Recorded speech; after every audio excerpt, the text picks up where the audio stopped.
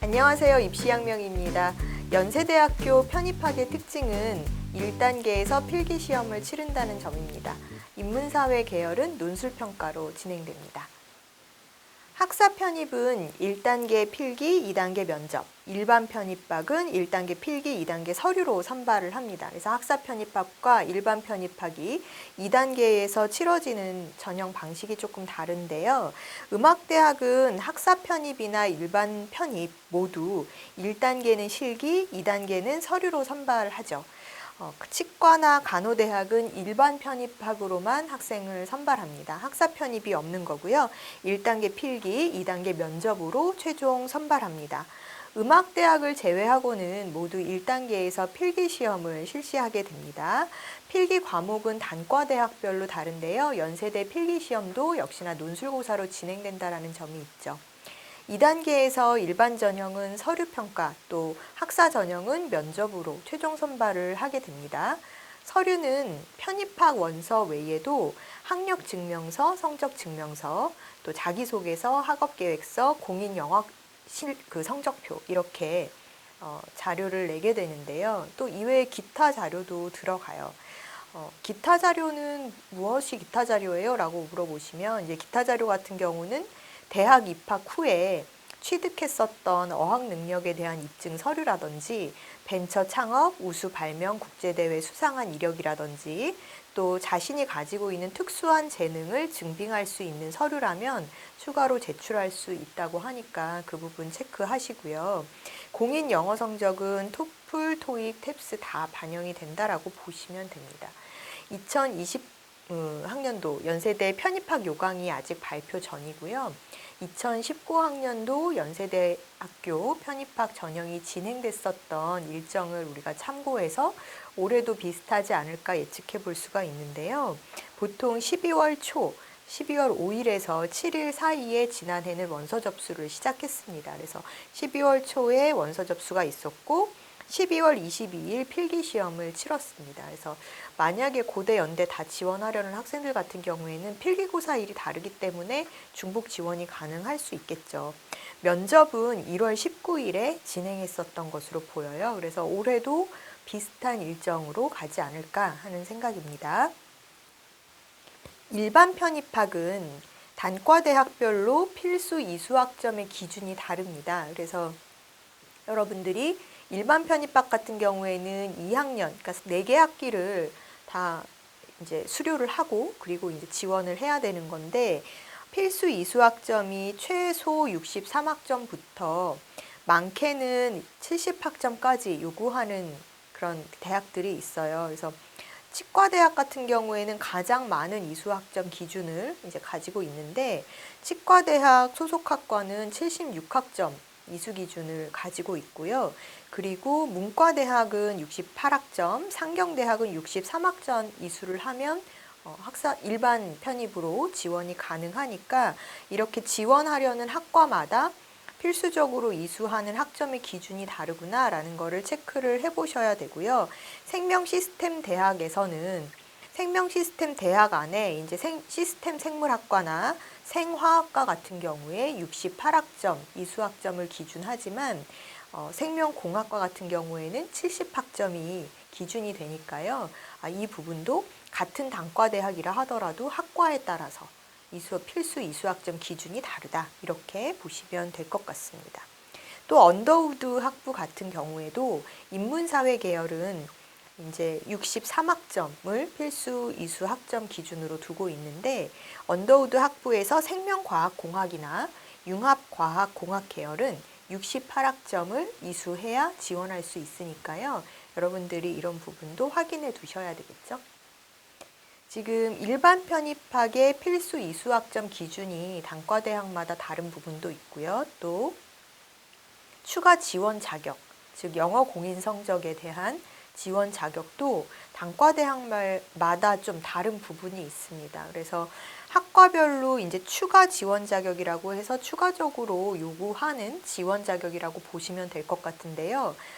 일단 그 어학 성적에 대한 기준을 두고 있는 그런 모집 단위들이 있어요. 문과대학에서는 영어 영문학, 독어 동문학, 또 노어 논문학과가 이런 어학 성적에 대한 기준을 두고 있는 학과들이고요. 또 문헌정보학이나 심리학과도 어학 성적에 대한 기준을 추가로 요구하고 있습니다. 또 상경대학이나 경영대학, 또 이과대학, 또 공과대학에서도 이런 기준들을 다 다르게 두고 있는데요.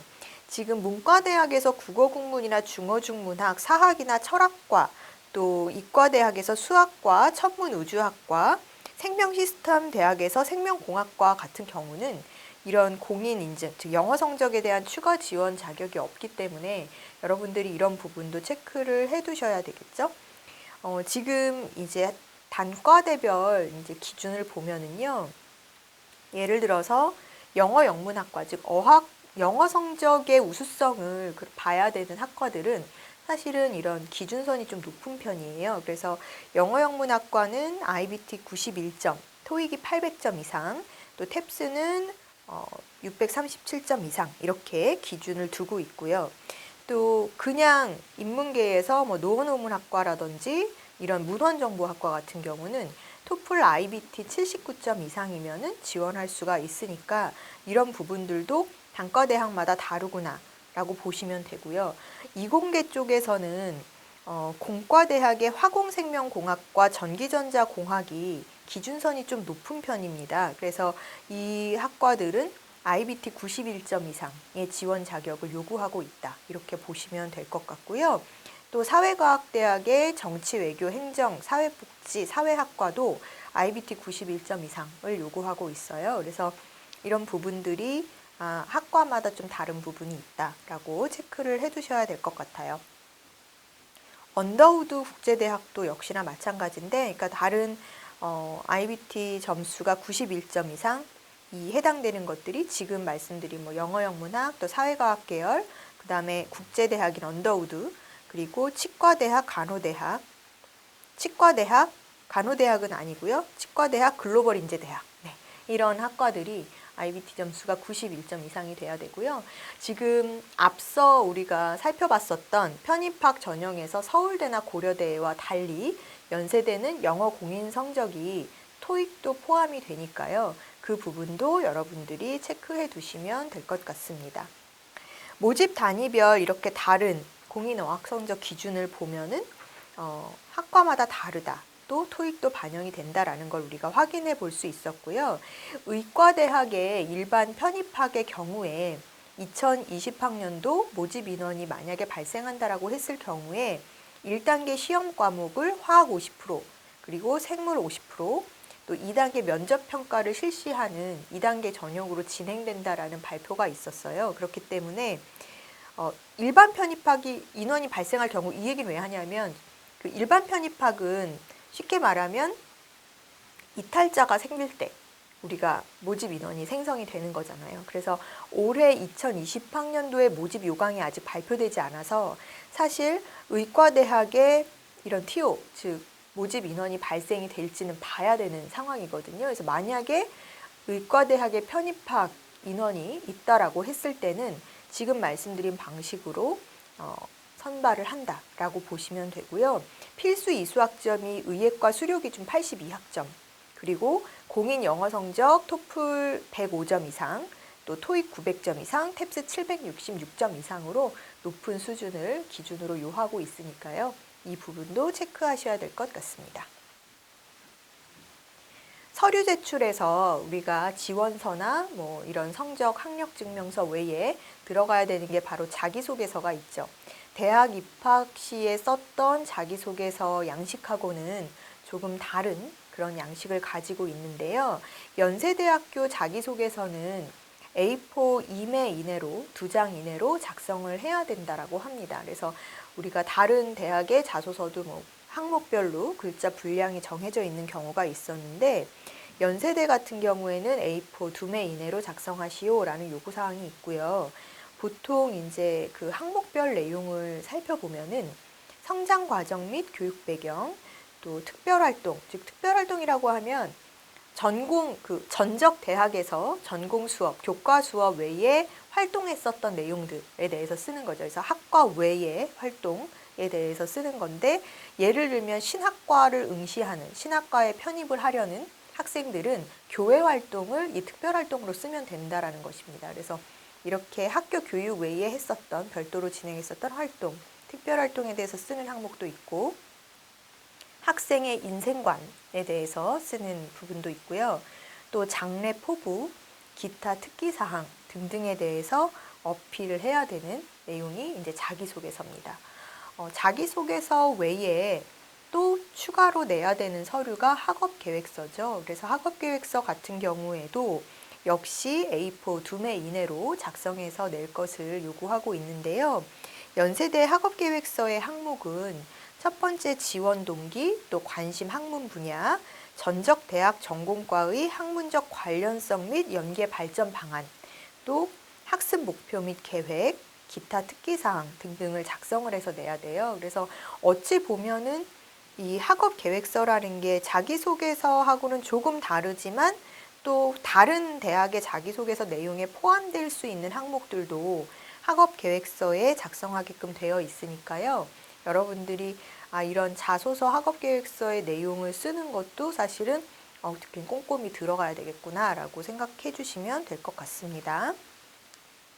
이런 서류를 기반으로 이제 면접을 보니까 서류 내용들이 내가 이제 성적 증명서로만 다 보여주지 못한 나의 우수성을 어필할 수 있는 서류다 이렇게 생각하시면 훨씬 준비하시기가 편하실 것 같아요. 모집 단위별 지필고사, 필기고사가 있다라고 말씀을 드렸고 연세대학교 편입학에서는 1단계의 이런 필기고사를 본다라고 말씀을 드렸는데요.